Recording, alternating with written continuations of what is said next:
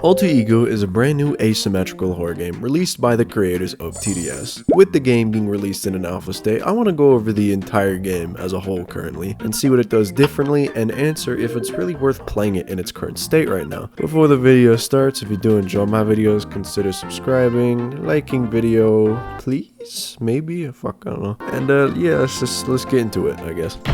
Slight spoiler, in my opinion, for how much it's worth to buy the alpha and play it, I really don't think it's the worst decision you can make. You currently get everything unlocked, which means you just get to have fun while the game goes through alpha and adds more content. Like, you can't even get the cheapest accessory from Roblox for 25 Robux anymore, so with that out of the way, let's actually get into the entire game.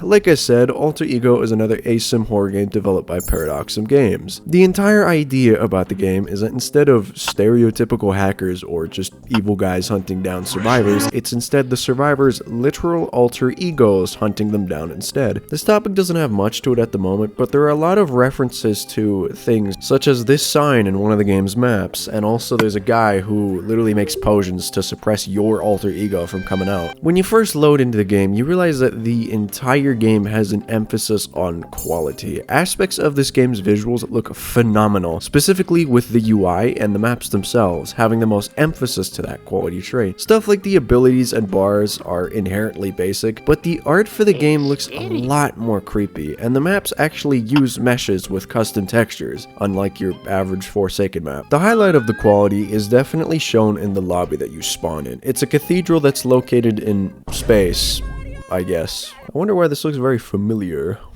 The only real critique I have for this game's visuals is the animations. A lot of them seem like they're just placeholders for the time being because they're not really anything special. Everything besides the running and the walking looks kind of just boring. Like, look at Husk's animations. They don't make him look like he's using any force at all. Like, it looks like the scene where Hulk's pretending to just smash shit. Like, he's not serious at all in these. Instead, they could have done something like this, just for example.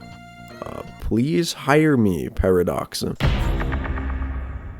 Moving on to general gameplay, it works nearly identical to Dead by Daylight. This time, 7 survivors have to complete 5 generators to escape, instead of the typical survive until the run time's out type of deal. I think this is a better format because it actually encourages teamwork, you know, unlike people who may noob in Forsaken who bum rush gens just to play killer and do fuck all for their team. The problem that was created for this solution was that rushing gens was the strat to easily win in pre-alpha. Thankfully, this was changed to be a much lower amount. The only generator that still somewhat is a problem is the Among Us puzzle, because connecting it is fucking awkward. So another thing that I suggested, which Corso forwarded to Blow, was being able to disrupt generator progress. In normal Dead by Daylight, this is a feature and helps the killer out a lot against competent survivors by slowing them down. I feel like adding this in could give egos more of an advantage because survivors have 2 lives instead of just 1 life, meaning whenever one goes down, someone can just pick them up when the ego isn't paying attention and just go back to doing tasks. With that section wrapped up, I want to look at the 2 forces that go up against each other,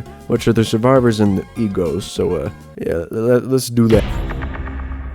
Starting with egos, since there's only 2 of them, currently there's Husk and Catechus. Both of these egos have common ground, in which their only objective is to kill everyone before they can escape. Each ego has 2 abilities they can use, and an ultimate move which slowly charges up over time, as well as a way to see the location of survivors for a short period of time. Starting with Husk, this is Noob's alter ego, born from his insecurities and doubts. He's not even that bad of a survivor. Husk has the same base stats as Catechus, though I believe he works differently than the bird. I believe Husk is more of a rushdown killer because of his abilities. His forward leap makes him jump up to 50 studs, allowing him to jump up small ledges and chase you easier. His ancient punishment is like another M1 and does 35 damage, and his ultimate being Crushing Slam, which makes him a charger and does at least 200 damage because it can insta-kill you. He's basically the equivalent of a tank from Left 4 Dead 2, because if you get near this guy, you're fucked. Commander needs to find the gens.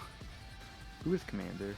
Oh my god, we have one commander. I'd also say that he's the easier one and the better one, considering how many abilities he has that can damage you. The downside of Husk is the passive he has to figure out where survivors are. When survivors sprint, you'll be able to see scratch marks that were left behind, and this does this doesn't really help them at all. The one where you can see them for like a second or two is just much better than that. You're better off just looking blindly around the map for people. The other ego is Catechus, who is Patient Zero's ego, who was fueled by his trauma and pain, which awoke him. Catechus definitely has more of a gimmick going for him. While his M1s are the exact same as Haas, he has a dash he can use that can make him turn invisible and takes him 15 studs. His foul breath ability is just a trap you can place down, and it slows survivors by 30%. It makes them take 15 damage if you hit them, and his ultimate is the coolest in the game. It makes them jump up in the air and just swoop down and insta-kill someone like a hawk, bro. I think both of these guys work well, but they're both really basic, and we shall be moving on to... Survivors are somewhat similar with how they work. Each survivor can run and vault over walls. Other than that, survivors have their own use. Noob is a mix of a survivalist and a stunner, being able to stun the killer with a slingshot ability, and his cola gives him a speed boost, with a passive doing the same thing once all the gens are done and the exit's open. Fjord, I think that's how you pronounce his name. Fjord. Awesome. Is a sentinel and a support, with a damage reduction ability he can give to people at the cost of some of his speed, and he can swing his sword to stun the killer. His passive just makes him see the killer within 35 studs. Commander is just full support, being able to give a speed boost to survivors and locate the killer, and an undone generator, and his passive makes him able to see survivors within a 40 stud radius. And Patient Zero does fuck all. I mean, he can do gens, but like, he's just a cracked survivalist. That's kind of it. The only thing I'd really add, other than more survivors, is maybe some consumables around the map. There could be your traditional bandage or med kit, maybe something to increase your speed, or maybe a consumable that you can give to supports and survivalists to help them out. And hopefully they just make more unique survivors, because, not gonna lie, they're not bad. They're a little bit boring. The last thing I want to really mention is just the tweaks this game needs to make first thing, if possible. First thing that I've noticed is that hitboxes are insanely killer-sided. I don't know if I've just been playing Forsaken too much and I'm cracked at ASIM games, but like, hitboxes just seem way too generous, bro. Second small thing would be to definitely nerf the egos. Husk needs an M1 nerf, considering how every move he has does fucking damage. The bird is, he's fine. He can stay the same. Ultimate should probably get another nerf though. A major thing is to fix the stacking stun thing. I don't know what it's called. Right now, if everyone in your lobby is smart, they'll just run Fjord because he's got the most health and his stun doesn't get reduced when there's more of them. It stays the same. I know this kind of got fixed because killers now have stun immunity for a few seconds, but like, what incentive is there to play different characters when there's a guy with more health that can live ultimates and his stun doesn't go down when there's more of them, bro?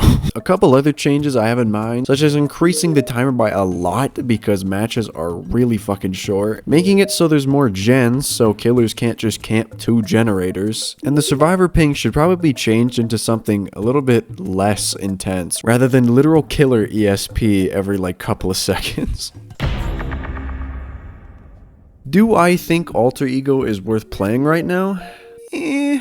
Kind of, I guess. What I've realized while making this is that instead of using a concrete ASIM genre, it just kind of grabs various things from other ASIM games and it just crams it together to make its own genre. And honestly, it kind of sucks. There need to be a lot of changes made in order for it to actually work, but I do believe if they're done right, it could be a good game. After that, I'd also just wait for more content to be released because there's really nothing in this game currently. I don't really think it's a cash grab either because the entry fee is literally the lowest entry fee you can have for a game besides from the supporter game pass, because you get a whopping 3 skins for 600 Robux. What a steal, bro. I don't know. If you want to play the game, link is in the description. But personally, I'd just wait a while for stuff to change. Either way, if you did enjoy the video, consider liking, subscribing, and see you another time, I guess.